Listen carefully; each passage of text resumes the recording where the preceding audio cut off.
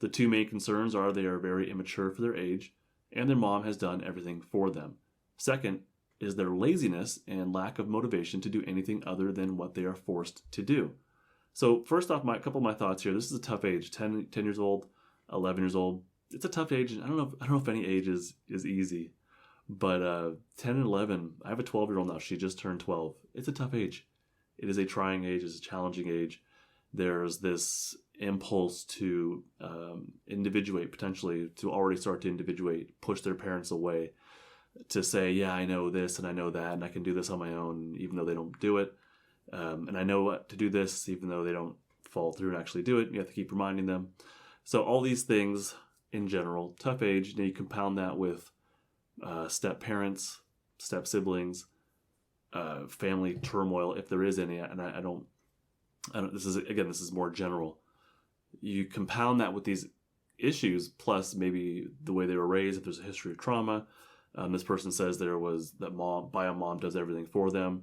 So you filter or mix that in as well. It compounds. It's a big issue that kind of compounds on itself and becomes more and more complex. Besides, I mean, if life was perfect and you just had a 10 and 11-year-old that were like your biological children that you would raise since birth, it's still a complicated age. It's still a challenging age. And we have to keep ourselves in check as parents because it's going to trigger our own stuff, right? And you probably know that if you're a parent with this age group, you probably know that already. So they're individuating. This is supposed to happen.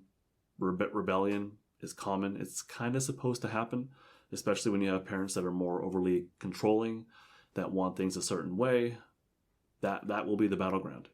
These 10, 11, 12-year-olds, that will be the battleground. Is their goal in life is to prove to you that you don't have control, that they are an individual.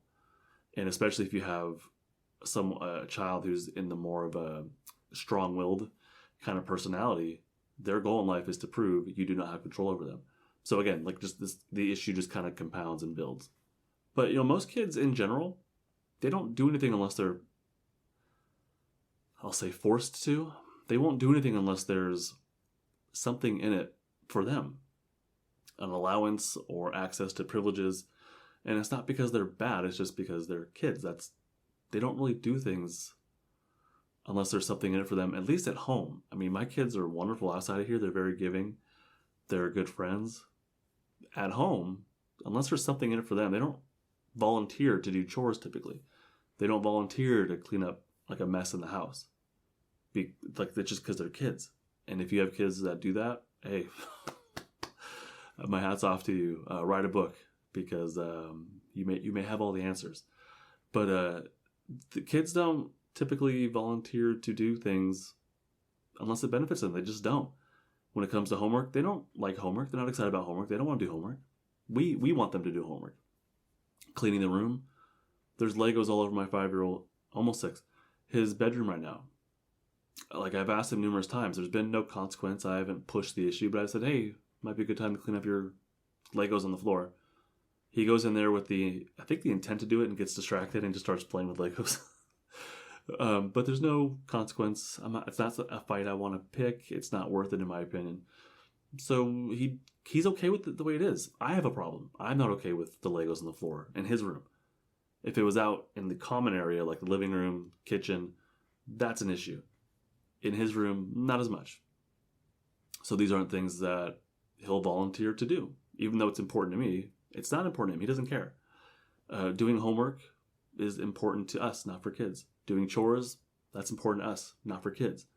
So I think when it comes to kids in general, and it's stepchildren as well, we have to realize that what's important to us may not be important to them. What motivates us may not motivate them. It's just not as important. Now you take that and combine it with maybe a strong-willed personality, combine it maybe with history of trauma, combine it with parental divorce, which in and of itself might be traumatic, plus all the stuff that comes before that. The issue just builds and builds and builds. So the issue is not just that they won't do the thing.